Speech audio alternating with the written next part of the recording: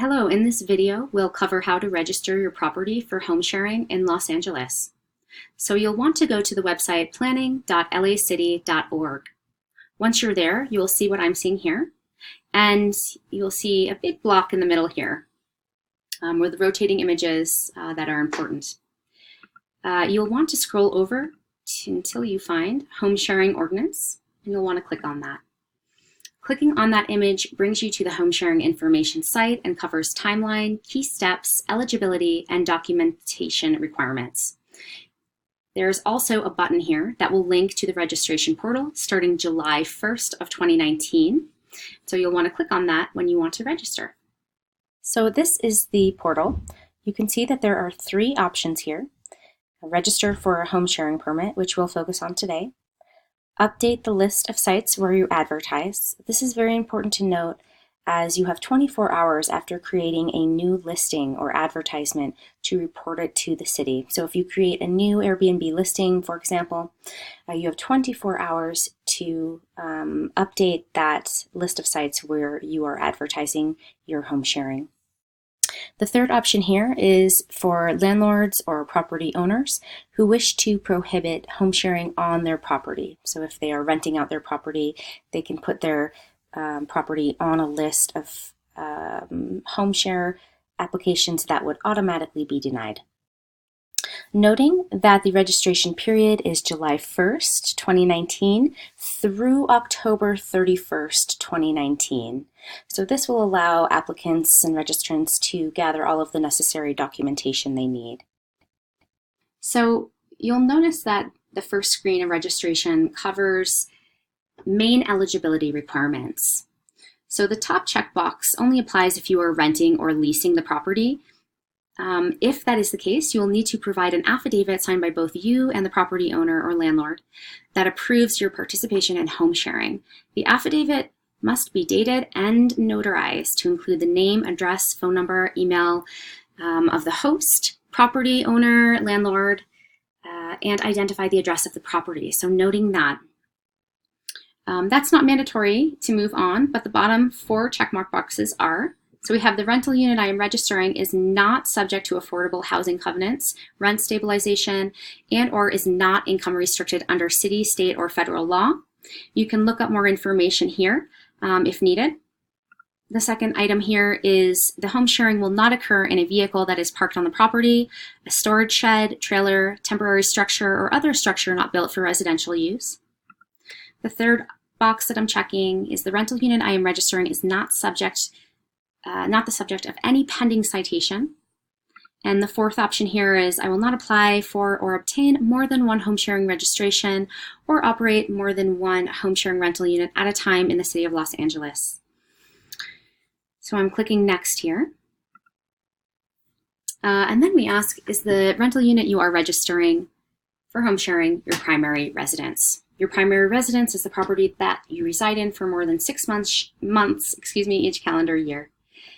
So we're going to click yes for the sake of a demo. If not, you'll need to have an accessory dwelling unit with a building permit prior to January 1st of 2017. Noting that you can direct all questions about any of this to planning.home-sharing@lacity.org. And that's on each page of this process.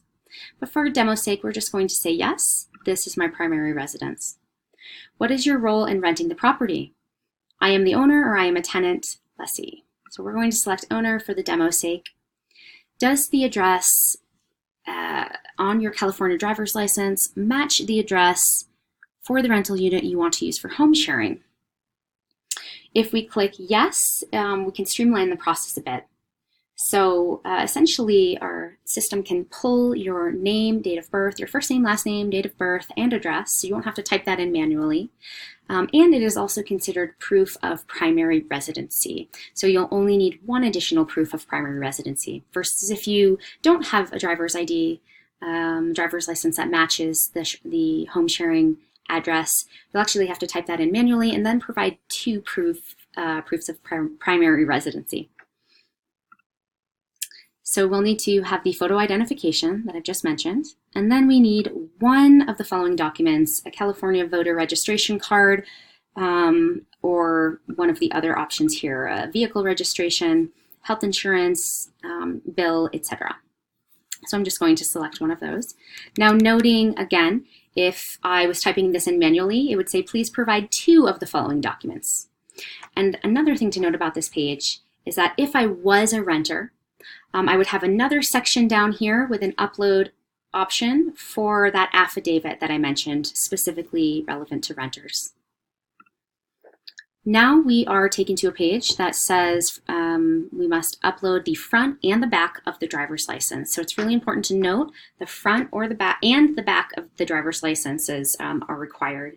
It's probably easiest for most folks to take their smartphones and take a really clear, crisp photo of the front and the back of their driver's license. So that's what I would recommend doing. Of course, you can scan it as well. So then we are going to select front here, and it's going to upload. We're also going to select the back at the same time here. And we're just going to wait for those 2 things to upload.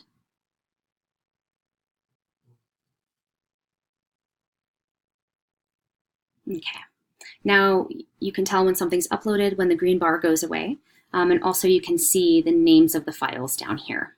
If you needed to delete and start over, you certainly could do that by clicking this trash can and then clicking again.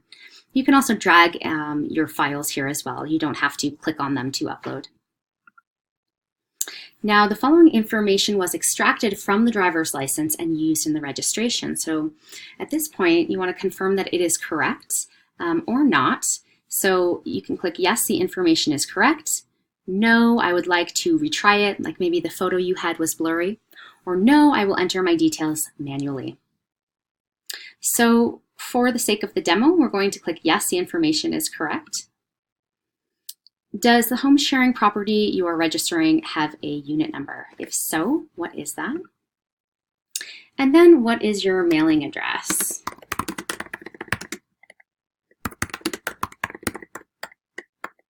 Oops.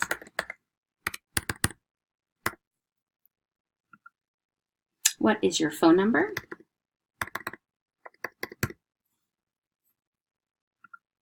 What is your email address?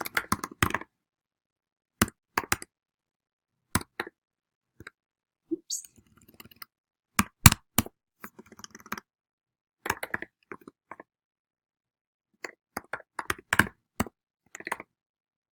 So you would put your email address in here. Are you the local responsible contact person for the rental unit that you are registering for home sharing? If you click no here, you're going to be asked, well, who is that local contact in case we need to contact them for some reason? What is their name, phone number, and email address? And we're just going to click yes. The next question here is about habitable rooms. So it's important to note what a habitable room is. So habitable rooms include any enclosed room area with the exception of a lobby, hall, closet, storage space, bathroom, utility room, service porch. You can see we'll link to the ordinance in here so you can actually see the definition of that. So a habitable room would include an enclosed area such as a bedroom, a living room, or a kitchen. So if I had a 1-bedroom house with a living room and a kitchen, technically that would be 3 habitable rooms.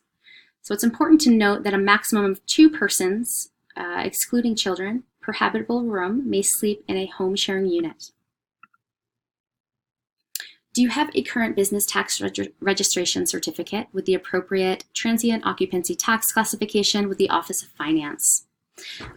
Some of you may click yes on this, and if you don't know that you have one, you probably don't have one, and this process will help streamline that procedure as well. So we're just going to click no for the sake of the demo, and this process will address you getting that certificate. Are you currently advertising your rental unit on any hosting platforms? So if you're currently active in advertising on Airbnb, etc., VRBO, Flipkey, you'll want to click yes, and you'll want to put the exact URLs that you for your property. If you click no and you are just planning on at some point in the future creating listings, you'll want to be very clear on which sites you would like to advertise your rental unit. And again, you have 24 hours to report those. And noting, you'll also want to put any kind of registration number you have on every single one of your listings once you have a registration number. So now we get to the documents required page, and since I've already uploaded the license, the other piece I needed to upload was proof of primary residency other than license, so I'm going to click on vehicle registration.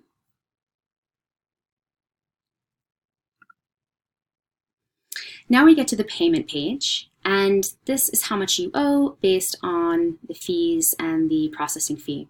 So the application fee itself is $89. If you pay by bank account, the fee is very little. It's less than 1%, so 0.8%. And so it's a 72-cent fee. And then if you pay by credit or debit card, you will have to pay a little bit more, $2.97. So bank account would be like an electronic check or ACH payment. You would need your account number and bank routing number. And credit card is the standard credit card number, the expiration date, the CVC code on the back, and also your billing zip code. This is the summary screen, and you'll be able to edit anything from this page. Now, just noting, if you did edit something from this page, you're actually put back in the process. You have to kind of go back in the process from that point in time and answer all of the same questions. However, the information is pre-populated for you in most cases. It should be in all cases, but you may have to retype something out. Now, so hopefully at this point everything has been completed correctly, but if you did need to make any edits, you certainly could. And now we get to this declarations page. This is a list of certifications that serve as e-signed affidavits, and they all need to be checked off. So I certify that I authorize any hosting platform on which my primary residence is listed to provide the city my listing, rental activity, and the contact information. I certify that I consent to receive all city notices and citations with my home sharing registration by both email and US mail at the address used for home sharing. I certify that I consent to reasonable requests by the department to inspect records required to be kept and preserved by the host pursuant to the ordinance. I certify that I will reside at the unit to be used for home sharing for more than 6 months out of the year. So we're going to check these off as I go through. Third one here is I certify that the home sharing will not occur in a vehicle parked on the property, storage shed, trailer, temporary structure, or other structure that is not built for residential use. I certify that I will not advertise nor book a guest stay that exceeds the maximum occupancy requirements of 2 persons, excluding children, per habitable room. I certify that I will provide a copy of the home sharing guest code of conduct to all guests. And I certify that the property complies with all required safety features, including working fire extinguishers, smoke detectors, carbon monoxide detectors, in compliance with fire, life, and safety codes, as well as provides information related to emergency exit routes on the property to all guests. So we're going to click next there. And then we arrive at the e-signature page. This is essentially an I declare under penalty of perjury page. So you'll want to read this carefully. Then you'll want to sign.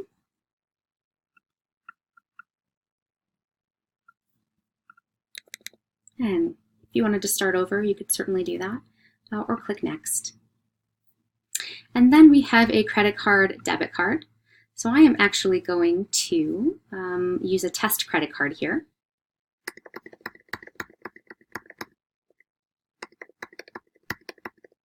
And so again, you have the credit card information, the expiration date, the CVC code on the back, and the zip code. And if we, just to show you, if we clicked bank account, you'd have the routing number, the bank account number, and the bank name.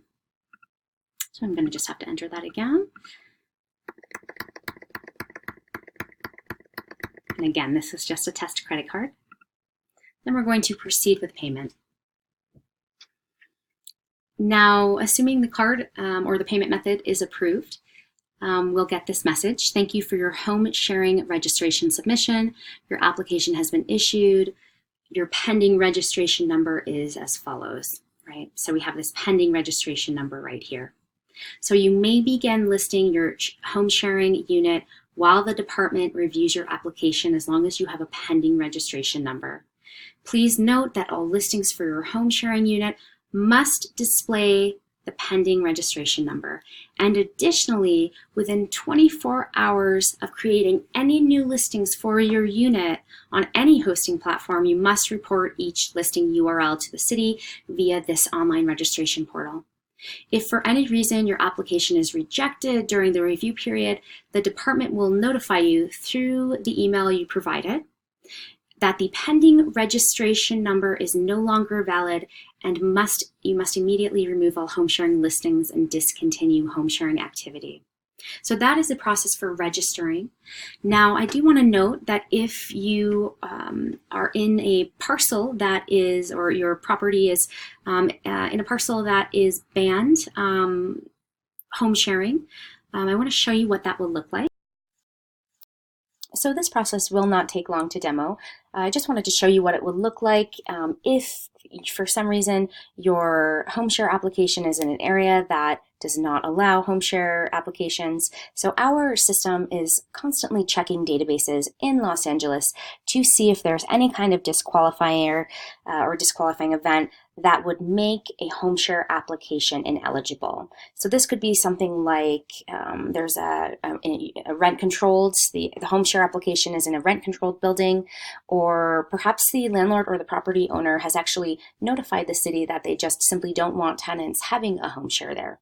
So just to demo what you will see, you'll learn this information if you're on one of those parcels real time. You would click register for a home sharing permit. And I'm just gonna say I'm the owner here. And then the next piece here is there a rental unit that you are registering your primary residence? We'll say yes. We'll say I'm the owner. We'll actually say no, my license is not a match, so I have to enter some more information manually, which is okay. And then we're told what we need to have on hand. That we'll need to upload these in a moment. And then when we get to the page for the assessor's ID number, so if we don't have our address that matches where the home share is on the driver's license, we'll be asked to enter the assessor's ID number. So I'm going to enter one in.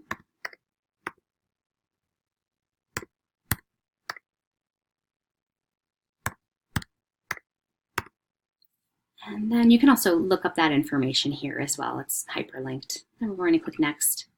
Now you can see right away that we know that this unit is not eligible or it may not be eligible for a home sharing registration for the following reasons. And the reason is below here. This rental unit is subject, in this case, this rental unit is subject to affordable housing covenants, rent stabilization ordinance, and or is income restricted.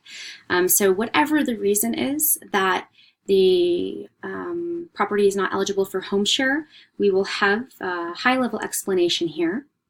And then you have one of two options. Would you like to continue and request a manual review of your registration? So please note you will be required to do two things: pay the non-refundable application fee, which is $89 plus the processing fee. 2, provide an explanation detailing why you believe the stated reason is invalid. And 3, on the upload screen, you would see an additional section that says upload documentation supporting your provided explanation. So you can choose to discontinue your registration at this time, or until you had the appropriate documentation, or perhaps you decide you don't want to have a home share registration after all. Or yes, you can request a manual review and understand that the application fee is non-refundable. I will upload documentation detailing why the stated reason is invalid. So we're going to click there, and you would enter your explanation here. You want to be as detailed as possible. And again, you will also be asked to upload documentation on the upload screen as well. And then the rest of the registration process is the same. The only difference is that when you get to the final screen, rather than having an actual pending registration number, it will just say, thank you for your home sharing registration submission. Your application will be reviewed by the planning department to verify if your rental unit can be used for home sharing. You will be contacted if there are any questions. You will receive your home sharing registration number via email if your application is approved. So noting you will not have a pending registration, you will not be allowed to have those listings up there until you have an actual registration number. So good luck with your short-term rental registrations. If you have any questions about the Los Angeles ordinance, you can contact planning.home-sharing@lacity.org. Again, that's at the bottom of all of the screens here. Thank you very much.